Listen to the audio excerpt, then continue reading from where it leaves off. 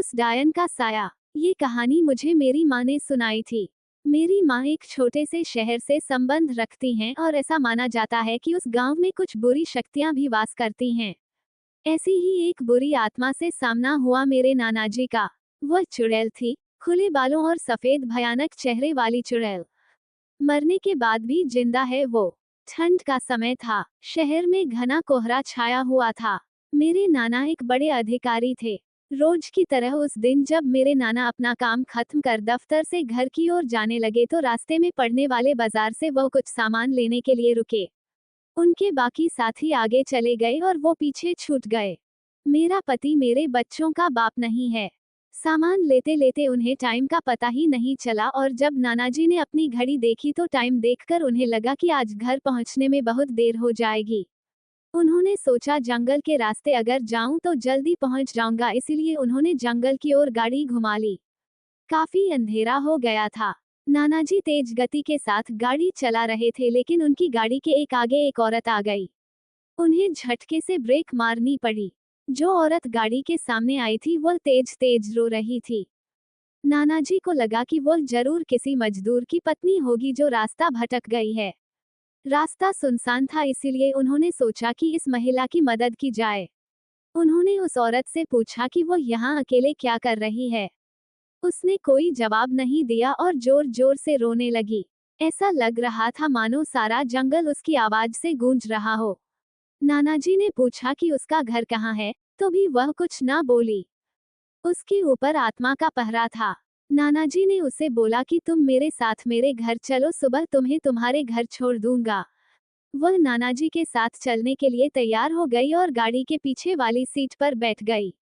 रीति रिवाज के कारण उसने अपने सिर पर घूंघट डाल रखा था जिसकी वजह से उसका चेहरा छिपा हुआ था। गाड़ी पर सब नानाजी का इंतजार कर रहे थे। जैसे ही गाड़ी की आवाज आई सब भागकर इकट्ठा हो गए।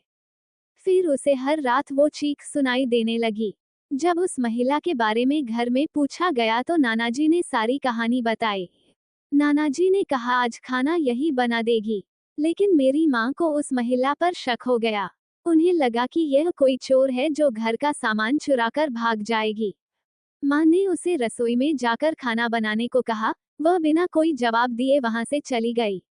रसोई में से अजीब से आवाजें आ रही थी। बस real ghost story in Hindi मरने के बाद हमें बचाने के लिए आई थी।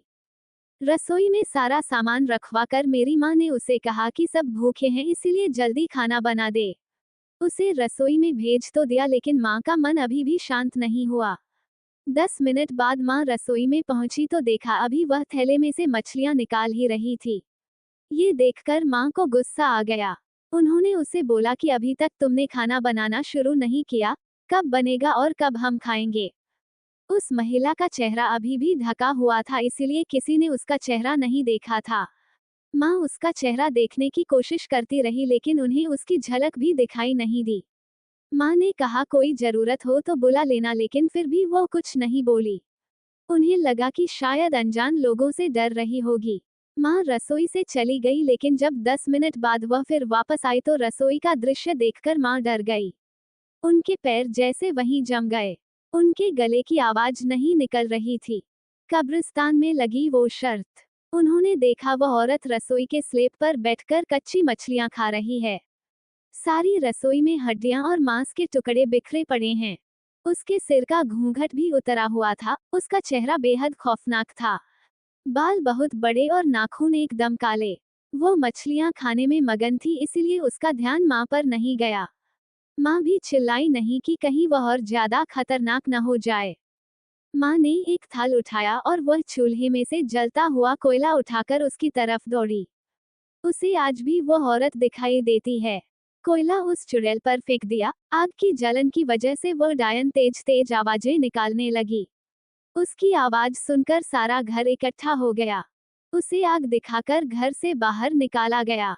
उसकी आवाज इतनी तेज थी कि आसपास के लोगों का भी बाहर जमावड़ा लग गया। वह डायन लोगों की भीड़ को हटाते हुए जंगल की तरफ दौड़ी। सारे लोग डर के मारे कांप रहे थे और मेरी माँ की हिम्मत की दाद भी दे रहे थे कि अगर उन्होंने सही समय पर कोयले से उस डायन को भगाया नहीं होता तो ना जाने क्या हो जाता। आज भी उस घर में कोई रोता है। ऐसी दैवीय शक्तियां जिन्हें विज्ञान भी नहीं समझ पाया।